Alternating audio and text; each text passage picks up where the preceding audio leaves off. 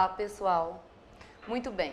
Estamos aqui para fazer a nossa revisão para a prova parcial.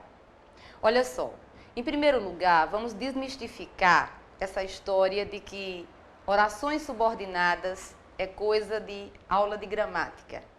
Vamos desmistificar também essa dúvida, essa dificuldade que vocês têm em lidar com as orações subordinadas. A gente está falando simplesmente dos elementos de coesão, coisa que é essencial a qualquer texto que tenhamos que produzir. Muito bem, então para desmistificar esse mito de que oração subordinada é coisa muito difícil, vamos lá. O poeta Carlos Drummond de Andrade, que todo mundo sabe, um dos melhores poetas do Brasil, uma vez ele falou da sua dificuldade. E ele diz assim, num dos seus melhores poemas, ele diz: tem um verso que a pena não quer escrever.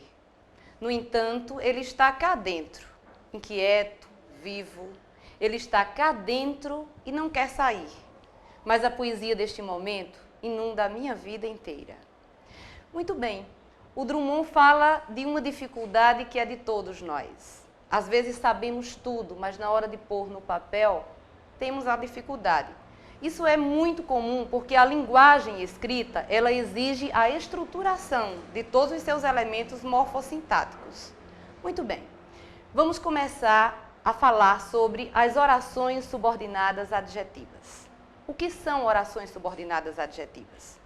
São aquelas orações que transmitem, que expressam uma relação de dependência entre oração principal e oração subordinada. Essas orações, especificamente, diferente das orações substantivas e adverbiais, elas são ligadas por pronomes relativos e não por conjunções, como são as demais. Vamos ver o primeiro exemplo de oração subordinada adjetiva. Olha só. Os alunos estudiosos passarão no vestibular. Como é que eu posso transformar esse período, que é simples, pois só tem uma oração, num período composto com oração subordinada adjetiva? Muito simples. O adjetivo dessa oração é estudiosos. Muito bem, vamos ver como é que nós podemos transformar esse período simples numa oração subordinada adjetiva. Os alunos que estudam passarão no vestibular. Então, o que foi que eu fiz para transformar esse período simples em período composto? Acrescentei o elemento de coesão, no caso, o pronome relativo que, e transformei o adjetivo estudiosos no verbo estudam. Muito bem. Então, temos agora um período composto por subordinação com oração subordinada adjetiva. São as mais simples dos grupos das subordinadas. Só se dividem em dois tipos. As orações subordinadas adjetivas podem ser restritivas e explicativas. A oração subordinada adjetiva restritiva é aquela que restringe o sentido do sujeito. A oração adjetiva. Vamos ver como é que isso acontece. Os políticos brasileiros que cuidam do interesse do povo merecem o nosso voto. Eu estou querendo dizer com isso que nem todos os políticos brasileiros merecem o nosso voto, apenas os que cuidam do interesse do povo. Isto é uma oração subordinada adjetiva restritiva.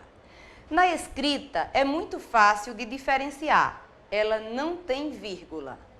Já as orações subordinadas adjetivas explicativas, elas explicam o sentido do sujeito, que é sempre o termo antecedente ao pronome relativo. Vamos ver com essa mesma frase. Essa mesma frase escrita, ela pode ser uma adjetiva explicativa. Para que eu possa dar esse sentido de explicação, eu coloco a vírgula. Ela será isolada por vírgula. Então, olha só. Os políticos brasileiros, e eu ponho uma vírgula, que cuidam do interesse do povo, vírgula, merecem o nosso voto. Deste modo, eu estou explicando que os políticos brasileiros são aqueles que cuidam do interesse do povo. Ou seja, Todos eles cuidam do interesse do povo e, portanto, merecem o nosso voto. Essa é a diferença entre o sentido restritivo e o sentido explicativo. Atenção, só relembrando a diferença na escrita. Como você pode identificar? A oração subordinada adjetiva restritiva não tem vírgulas.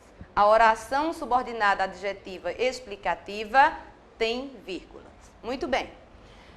Só para resumir, as orações subordinadas adjetivas, elas podem vir no começo, ou seja, pode ser a primeira ou pode vir no meio da oração principal. Na maioria das vezes, ela vai aparecer no meio da oração principal e, por isso, quando é explicativa, aparecerá entre vírgula. Muito bem. Dando continuidade ao assunto das orações subordinadas adjetivas, o nosso segundo ponto importante para essa prova parcial é a função sintática que o pronome relativo exerce dentro da oração subordinada. Só para relembrar, os pronomes relativos são 6. Que, quem, qual, quanto, onde e cujo. Percebemos que 3 deles são variáveis e 3 são invariáveis. Que, quem e onde são os invariáveis. Os variáveis, qual, cujo e quanto. Muito bem. Os pronomes que, quem, qual e quanto podem exercer várias funções sintáticas. Os pronomes cujo e onde possuem funções sintáticas específicas. Por exemplo, o pronome cujo sempre vai exercer função sintática de adjunto adnominal. Muito raramente pode exercer uma função sintática de complemento nominal. Para facilitar a sua identificação do pronome relativo, a identificação da função sintática do pronome relativo, vamos aplicar uma regrinha bem simples. Olha só.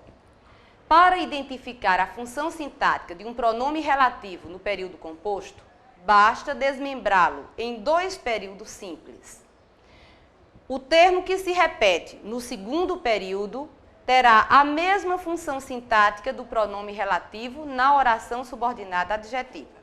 Deste modo, vamos ver como o pronome relativo cujo exerce função sintática de adjunto adnominal. Olha só. Gosto muito desse poeta. Leio até hoje as poesias desse poeta. Olha só. Se não fosse o pronome relativo, teríamos de dar essa informação desmembrada, fragmentada, o que renderia uma leitura cansativa, enfadonha. Agora vamos juntar esse período num único período composto com o pronome relativo. Olha só. Gosto muito desse poeta, cujas poesias leio até hoje.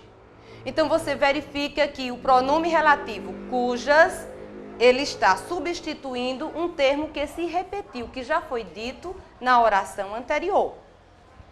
Por isso que dizemos, que afirmamos que o pronome relativo cujas sempre vai exercer função sintática de adjunto adnominal. Muito bem. Eu disse que onde também tem função sintática específica. Ele sempre vai exercer função sintática de adjunto adverbial de lugar. Vamos ver. A casa onde moro é antiga. Se nós fôssemos desmembrar esse período sem o pronome relativo, nós teríamos que dizer: a casa é antiga, moro na casa. Muito bem. Quando unimos os 2 períodos simples num único período composto, nós temos o pronome relativo onde com a função de adjunto adverbial de lugar. Os demais exercem funções sintáticas distintas: sujeito, objeto direto, objeto indireto, complemento nominal, agente da passiva, predicativo do sujeito. Vamos ver somente mais um exemplo, quando ele faz o papel de objeto direto, por exemplo. Vamos lá, mais uma frase do Drummond. Ele diz numa de suas belíssimas crônicas: bebi o café que eu mesmo preparei. Se fôssemos desmembrar esse período para identificarmos a função sintática do pronome que, teríamos que fazer da seguinte forma. Bebi o café. Eu mesmo preparei o café. O termo que se repete é o café, que no segundo período simples aparece na condição de objeto direto. Muito bem, esse termo que se repete indica também o valor sintático do pronome relativo que no período composto. Pessoal, eu acho que já ficou bastante claro como nós podemos fazer para identificar a função sintática dos pronomes relativos que compõem todas as orações subordinadas adjetivas, restritivas e explicativas. Agora é estudar, ler e fazerem todos uma excelente prova. Muito obrigada.